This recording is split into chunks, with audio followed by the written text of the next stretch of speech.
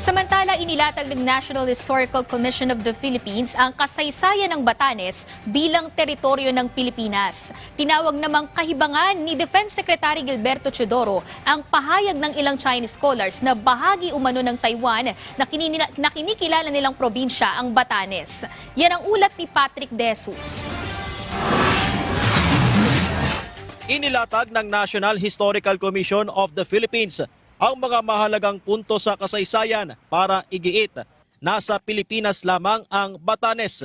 Pagkondena ito ng ahensya sa sinabi ng ilang Chinese scholars sa isang symposium na bahagi umano ng China ang Batan Islands bilang geographical extension ng Taiwan. Sabi ng NHCP, ang unang extensive documentation sa Batanes ng isang British explorer ay noong 1687 kung saan walang bakas ng Chinese governance sa lugar, habang ang mga Ivatan people ay namuhay sa protektadong komunidad at nakipagkalakalan sa maritime trading nations. Mula naman 1783 sa panahon ng Spanish Empire, patuloy na kinikilala ang Batanes bilang bahagi ng teritoryo ng Pilipinas. Pinagtibay din ito noong 1896 Philippine Revolution at First Philippine Republic, kung saan tumindig ang mga Ivatan para sa kalayaan ng Pilipinas mula sa pananakop ng mga Espanyol.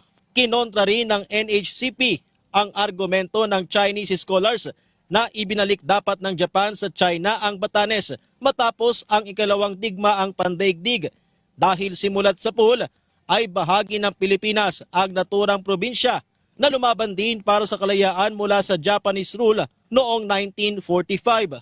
Hanggang ngayon, wala pang tugon ang Chinese Embassy kung suportado ng gobyerno ng China ang pahayag ng Chinese scholars.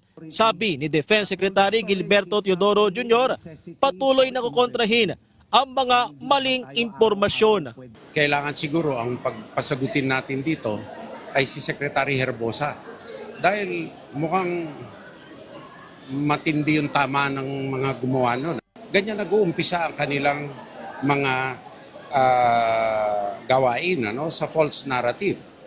Ganun ang partido nila. So, seryosohin natin to. Nagbabala rin ang isang civic society group sa tangkang pagbaluktot sa katotohanan.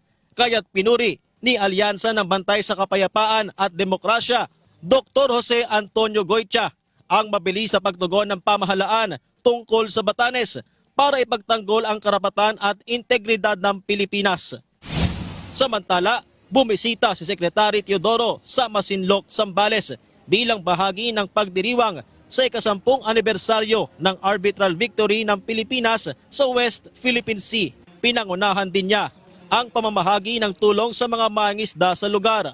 Tiniyak sa kanila ng kalihim ang patuloy na pagprotekta sa Scarborough Shoal o Bajo de Masinloc, kung saan may binubuong security arrangement para rito. Anong trabaho pa natin kung hindi i-secure yung territorial integrity and security ng ating republika?